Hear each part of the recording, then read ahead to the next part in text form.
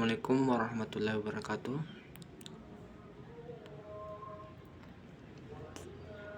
Saya Andi Muhammad Talawali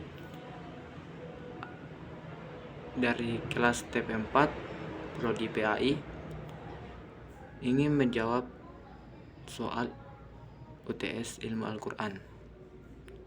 Pertanyaan pertama, sebutkan dan jelaskan hikmah diturunkannya Al-Quran secara berangsur-angsur.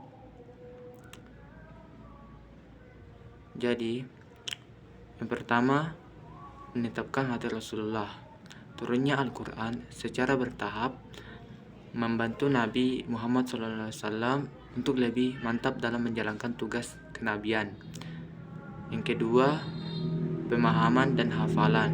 Dengan cara ini, ayat-ayat Al-Quran lebih mudah dipahami dan dihafal oleh para sahabat. Yang ketiga, mengikuti perkembangan peristiwa.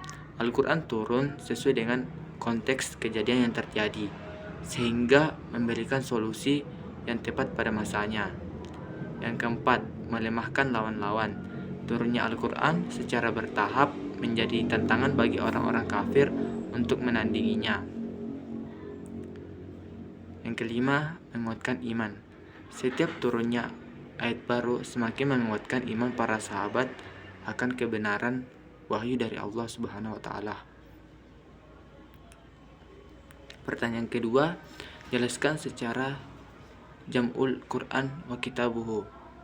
Jadi, sejarah Jam'ul Quran wa Kitabuhu adalah proses pengumpulan dan penulisan Al-Quran. Dimulai sejak masa Rasulullah SAW. Para sahabat menghafal dan menulis ayat-ayat Al-Quran pada berbagai media seperti pelepah kurma dan tulang belulang. Setelah Rasulullah wafat, Abu Bakar As-Siddiq menginstruksikan untuk mengumpulkan ayat-ayat Al-Quran menjadi satu mushaf. Tapi hingga wafatnya Abu Bakar, Al-Quran belum dimushafkan, dan pada masa pemerintah Utsman bin Affan,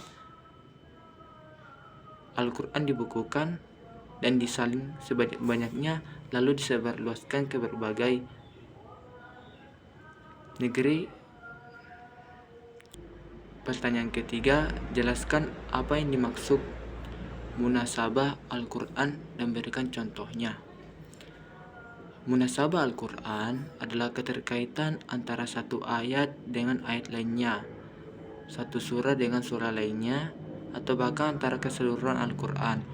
Keterkaitan ini bisa berupa tema, gaya bahasa, atau peristiwa yang saling berhubungan.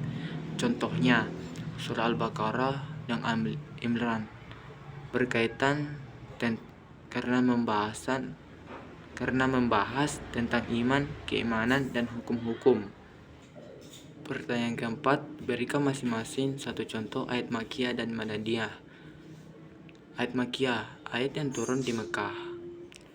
Contohnya Quran surah Al-Ikhlas ayat 1-4 yang bunyinya A'udzubillahi minasyaitonirrajim. Bismillahirrahmanirrahim.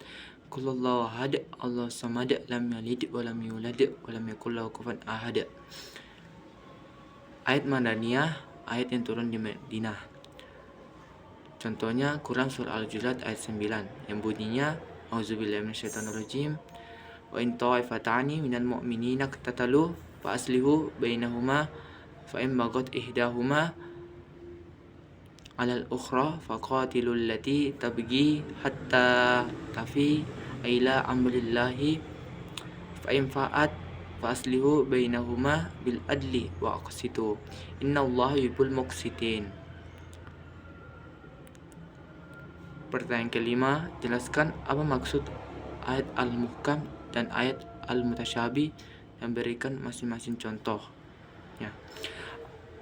Ayat Al-Muhkam adalah ayat yang maknanya jelas dan tidak membutuhkan penafsiran yang mendalam. Contohnya Quran surah An-Nisa ayat 103 yang artinya sesungguhnya salat itu adalah fardu bagi orang-orang yang beriman. Di sini ayat ini menjelaskan bahwa salat itu wajib fardu bagi orang-orang yang beriman. Dan ayat ini sangat jelas.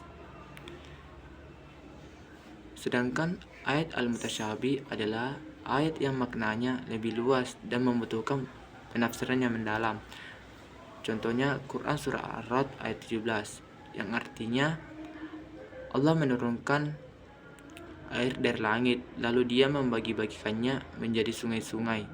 Maka tiap-tiap jenis tumbuhan-tumbuhan meminum menurut ketetapan Allah. Di sini ayat ini masih perlu ditafsirkan lagi untuk mengetahui lebih jelas maksud dari ayat tersebut. Itulah jawaban saya dari pertanyaan tadi. Semoga bermanfaat.